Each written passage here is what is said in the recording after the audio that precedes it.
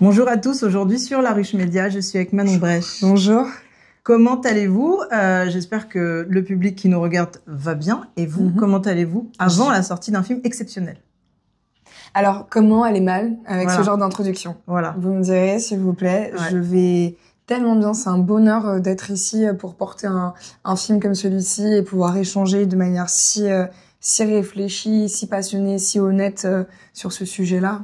Le film en question, c'est le film Muganga, le médecin qui soigne, de Marie-Hélène Roux, un film africain très très important, qui sort dans ces jours-ci et qui retrace, c'est pas une biographie, qui retrace en fait le parcours militant très fort d'un médecin exceptionnel qui a gagné tous les prix de la planète, mais qui traite d'un sujet finalement très peu connu. Et grâce à ce film, on va pouvoir entendre parler du viol comme arme de guerre au Congo, pour des raisons toujours très financières.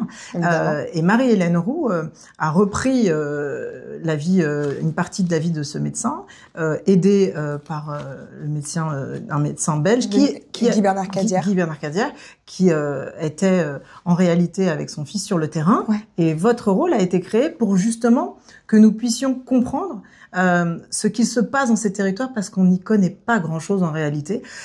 Comment travailler un rôle pour justement être le passeur, la passeuse vers un public que l'on doit éduquer sur un sujet très touchy, avec parfois des distributeurs et des financiers qui n'ont pas vraiment envie de s'avancer sur un film comme celui-ci. Déjà, j'aime énormément... on peut se tutoyer. Hein. Avec plaisir. J'aime énormément tout ce que tu as dit et je te rejoins sur la description du projet, sur la description de ses problématiques. Et moi, le personnage de Maya... et alors, je pense comme une grande partie des personnages, déjà, on travaille avec la documentation qu'on a et qui est extrêmement riche. C'est un endroit qui est peu médiatisé, invisibilisé dans la plupart des médias et des conversations, mais qui est quand même documenté. Il y a énormément de personnes, je vais citer Maud Salomé Ekila et bien d'autres, qui en fait font un travail, que ce soit à Panzi ou pour le Congo, qui existe. Et donc, déjà, il y a une facilité à aller chercher chez les bonnes personnes les informations nécessaires. Il y a aussi le livre Réparer les femmes du docteur Denis Mukwege et de Guy Bernard Cadière, qui retrace en même temps cette espèce de connexion, de respect, d'envie de travailler ensemble, qui les a rassemblés et qui nous a permis d'être une base aussi de travail et de réflexion. Concernant mon personnage, il y a aussi toutes ces scènes au bloc opératoire qui sont très importantes, parce que de toute manière, on parle aussi de ça, de ces deux hommes qui réparent ensemble. Et on a pu travailler sous couvert, je ne suis pas sûre que ce soit la bonne expression, mais surtout grâce à Guy Bernard Cadière, on a pu en gros avoir, chorégraphier tout ce qui se passe au bloc opératoire, s'assurer de la véracité dans nos interprétations. Ensuite, je pense aussi que quand on reçoit un scénario comme celui-ci, on se sent investi d'une mission de quelque chose qui est beaucoup plus grand que nous. C'est-à-dire qu'on s'investit aussi pour tout simplement apporter une toute petite pierre dans ce projet qui est aussi petit comparé à l'immensité de la situation et l'immensité des hommes et des femmes dont on parle. Donc, il y a quelque chose qui est simple, qui est intrinsèque à chaque personne qui a décidé d'être sur ce projet, parce qu'on nous a choisi, mais je pense que chacun des comédiens a décidé, avait la volonté vraiment au fond de son cœur, au fond de son âme, d'être et de soutenir un projet comme celui-ci. Et ensuite, évidemment, c'est du militantisme, évidemment, c'est politique. Moi, grâce à ce film, vous pouvez très bien comprendre, et surtout grâce à cette promotion, parce qu'on pourrait mettre sous couvert, ne parler que de la fiction et oublier la vérité, parce que c'est une fiction, ce n'est pas c'est pas un biopic, comme tu le disais. C'est une fiction, mais la toile de fond, c'est un génocide qui dure depuis bientôt 30 ans au Congo, qui prend racine à cause de raisons sombres, et notamment grâce à la richesse du sol congolais qui est redistribué dans le monde entier, qu'on peut retrouver dans la plupart de nos appareils, qu'on retrouve dans l'armement. La guerre enrichit ceux pour qui on l'a fait. Et ça, c'est aussi une des raisons qui fait que ce pays-là est invisibilisé dans les médias et autres. Oui, c'est un film qui dérange, il est politique, il est très fort. Il y a une scène d'ouverture qui vraiment, alors le film réalisé par une femme, on a tendance à se dire que parfois il y aurait un cinéma de femmes et un cinéma de... Très clairement, avec cette scène, on comprend que le débat est réglé. Elle y va vraiment, franchement, avec beaucoup de courage.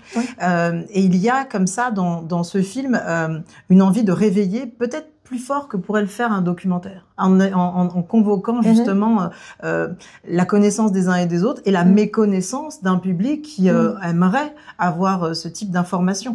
Et ça, vous participez à ça, et c'est en ça que vous me dites que c'est plus grand que vous, parce que vous êtes toute jeune, et c'est quelque chose que vous connaissiez, vous.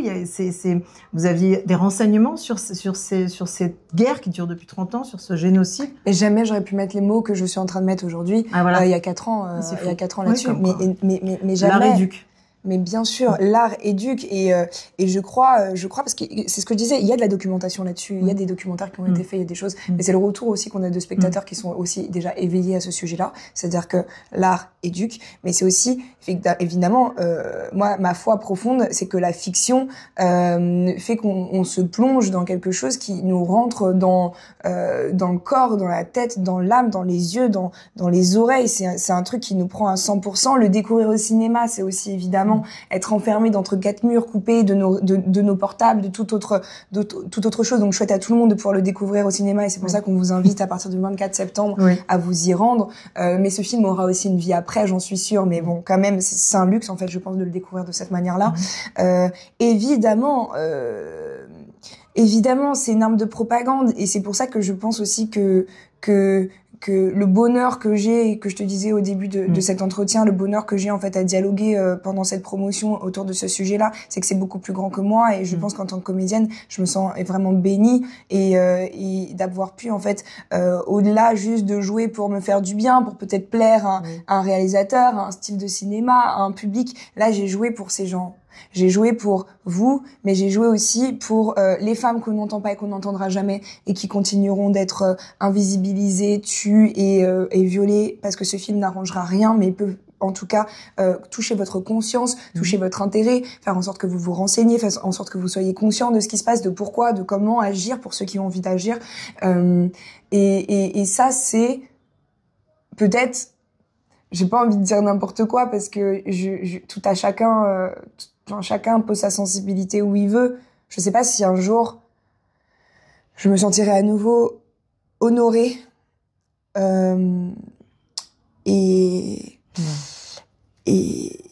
je pense que c'est noble de faire ça. J'aurais jamais cru dans ma vie, et aussitôt. C'est ça qui est incroyable, c'est que ça te définit en tant qu'humaniste autour de, tu as parlé tout à l'heure justement d'humanité, de la façon dont on est artiste aujourd'hui dans un monde qui va pas très très bien, quoi. Totalement. Et le rôle des artistes, c'est justement de prendre corps avec ça, et de ton jeune âge, c'est très fort. Exactement. Et puis du coup, comme je te dis, il y a 4 ans auparavant, j'aurais pas pu parler de ça de cette manière. Et aussi, faut être doux avec la méconnaissance des gens, parce que je pense qu'on est dans des sociétés en mauvaise santé, et qui nous invitent souvent à nous concentrer sur tellement de régions du monde. On est tellement sollicité par les drames, les guerres, et qui se passent partout, même sur notre continent, pas très loin de chez nous. C'est normal qu'on soit pas tous au courant. Oui, faut pas culpabiliser. Voilà, la culpabilité, je pense qu'elle apparaît peut-être à vous qui regarderez ça et qui vous direz, je ne vais pas prendre le temps d'aller passer 1h45 dans les salles de cinéma, alors que les artistes, en tout cas nous, on a fait notre travail. Marie-Hélène Roux, elle a décidé de poser une caméra sur un moment donné, une région du monde, une histoire, parce qui est fictionnée, mais qui raconte toute l'humanité dans son entièreté, dans sa positivité comme sa négativité. On a posé nos caméras, on a joué, on a créé une œuvre, et cette œuvre, maintenant, elle est dans les cinémas de vos quartiers. Oui, elle appartient au public. Elle vous appartient, les gens s'en emparent, et en fait, c'est ça, du coup, c'est à un moment, des gens nous en parlent, on va entendre quelques mots à propos d'un sujet, et on va décider de s'y intéresser un peu. Et juste, en fait, juste votre énergie, votre compassion, votre connaissance, c'est déjà énorme. Oui, c'est ça. Ça permet de changer les débats internationaux et nationaux. Et internes. Voilà. T'imagines à table aussi. Bien sûr. À table, j'espère que là, pendant les dîners de famille, de ces fins d'année qu'on connaît tous tellement animés, hyperactifs, les huis clos dramatiques de fin d'année auxquels on a le droit, surtout nous Français, comme je nous aime, toujours hyper animés, parce qu'on se réunit en famille. Moi, j'espère que Muganga et les sujets qu'il évoque seront un petit peu dans vos débats de fin d'année et que tous ceux qui ont pris le temps de venir nous voir auront plaisir à communiquer, à s'indigner, mais aussi à aimer ce film et à se renseigner sur les actions du docteur Denis Mukwege, à se renseigner sur Panzi, à comprendre aussi que ce film prend place en 2011 et en 2025.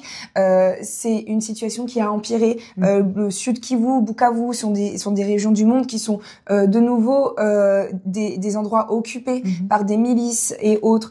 En 2024, c'est plus de 120 000 femmes qui ont été violées et utilisées comme armes de guerre pour répandre la terreur au Congo. Le Congo, c'est plus de 10 millions de morts, 7 millions de déportés, c'est plus de 500 000 femmes violées. Le Congo mérite notre attention, notre sensibilité et un petit peu d'amour. C'est formidable. Je ne peux rien dire d'autre que merci pour cet engagement. Vraiment, j'ai interviewé Déborah juste avant et il y a quelque chose aussi qui n'a pas transcendé que Angelina Jolie qui réagit et qui arrive sur le projet parce que ça l'a touché.